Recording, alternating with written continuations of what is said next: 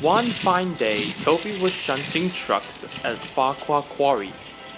It was a very dusty work, and without neighbors helping out, he didn't mind the work. As Toby reversed backwards, his driver noticed a large piece of rock landed on the track. He braked hard, but Toby hit with a jarring bump.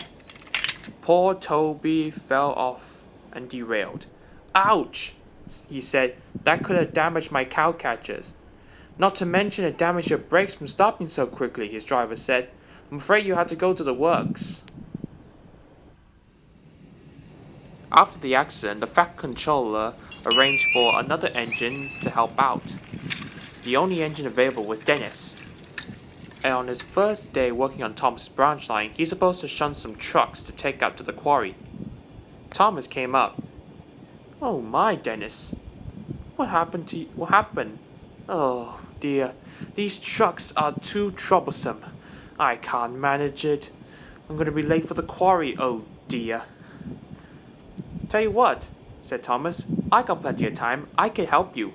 Dennis was happy. Thank you, Thomas. And so Thomas went around the yards arranging the trucks.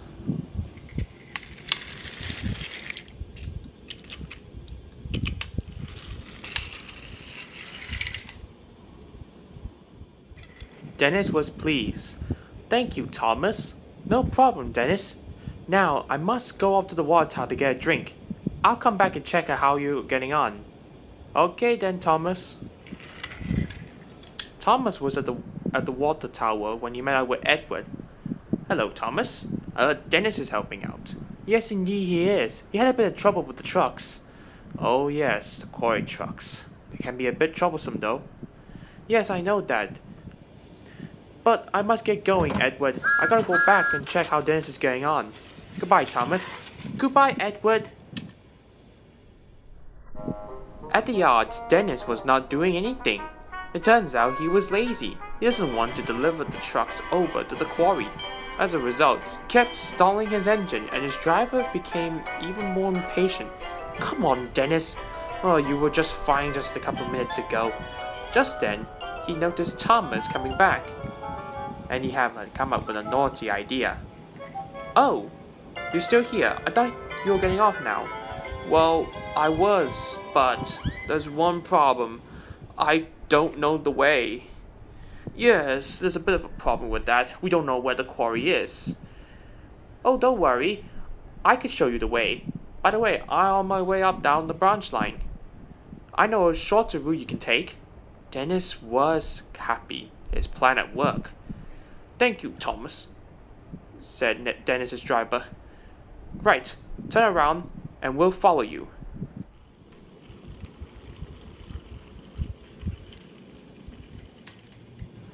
Dennis followed Thomas up to a junction outside Elsbridge. If you go down there, you may turn left. Then you can hear the blasting site. It was so loud you can tell that you reached the quarry. Now, I must get over to collect Annie and Clarabelle. I'm fearing that there will be a lot of passengers today. Good luck getting there. Dennis was upset. He wanted Thomas to deliver the trucks. But as just Thomas was puffed forward, Dennis shouted out, Thomas! Thomas! I don't think I could make it. I think I have a bit of an engine problem. Oh dear. I'm sorry I can't take the train for you, but I'll get another engine once I reach the station. I thought that it was okay when we started off, but we better check you anyway. He climbed down and inspect, but he did not secure the brakes properly. When Dennis knew about it, he had another naughty idea. If I leave my trucks, then another engine would take the trucks for me. Perfect. Just as his driver began to walk back to Dennis's cab, Dennis suddenly lurched backwards. His driver was alarmed. Come back! He yelled. But of course, Dennis couldn't have to, even though he wanted to. He didn't even care about it. He didn't care about his driver, he didn't care about Thomas, he didn't even care about the train of trucks. All he cared about is getting as far away as possible from work. He began to pick up speed, too fast unfortunately, until he crashed off the rails into a ditch. His driver ran up the line, panting with breath and very cross. "Now look what you've done," he said. "Unbelievable what you did. Oh, my first day too." "Oh, sorry," Dennis wailed. "Please get me out. Yeah, before I do that, I'm gonna do something with my own personal time, so you gotta sit tight." Dennis's driver unfortunately didn't know what was gonna happen next when he walked off. Along Thomas's branch line, Thomas was collecting some empty trucks when Percy saw him. "Thomas, had you seen Dennis?" "No. Well, I saw him at the junction outside Elsbridge. What just happened? What's going on?" "The quarry manager is not happy. The trucks haven't arrived yet." "Oh, okay. So I think I should go up and check how Dennis is going on." "Yeah, you better. I just hope that Dennis won't be lazy again." "What was that?" "Looks like someone's in a hurry," said Thomas's driver. At the scene of the disaster, Farmer McCall was telling Dennis's driver about what really they think he was gonna do with that field. "Well, I couldn't believe it that your engine just exploded though. Not really exploded, the engine was on fire, it exploded. Well, whatever. Now I can't believe it, half of my field is gonna burn." Thomas was astounded when he saw what was in front of him. "What a mess," he said.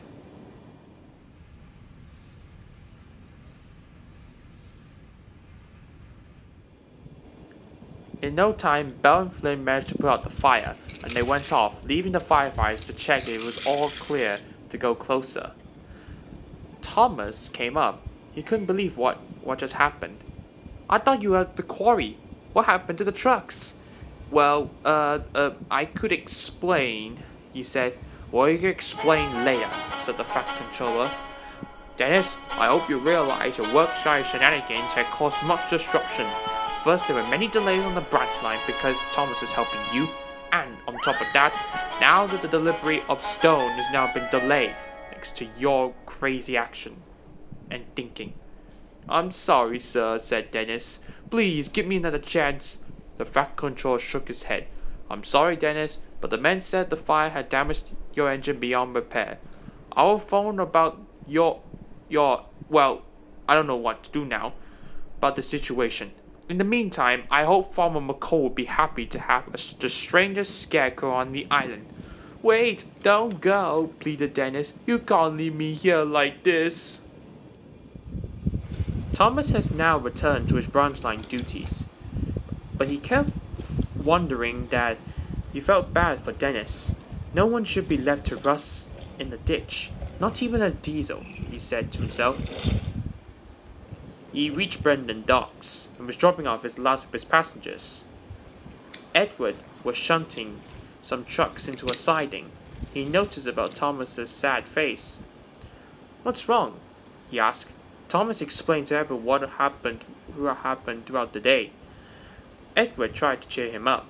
"Well, Thomas, you know about Dennis's behavior. I remember. He's been like that from the start since he came to the island."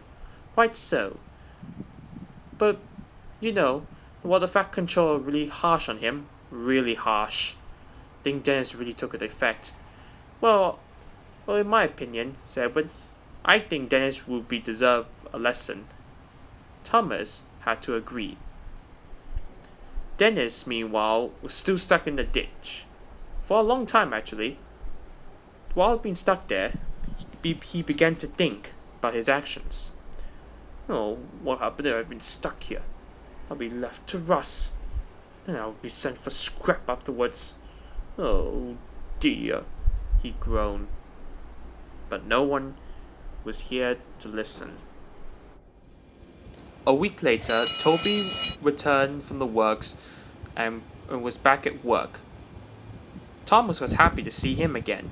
"So I heard that Dennis was taking over my duties." "Well, not entirely. Percy was doing your work, and Dennis was doing his." "Really?" "Yes." "Well, I didn't know what happened to Dennis afterwards. He looks like he disappeared afterwards." Well, I don't know about him. Last time I saw him, he was been taken on a flatbed. Flatbed? To where? I don't know. Well, probably he was sent to the works, or the scrapyard. The scrapyard? Maybe so. I'm not sure. His condition is so bad. I'm sure the Fat Controller have no choice but to send him there.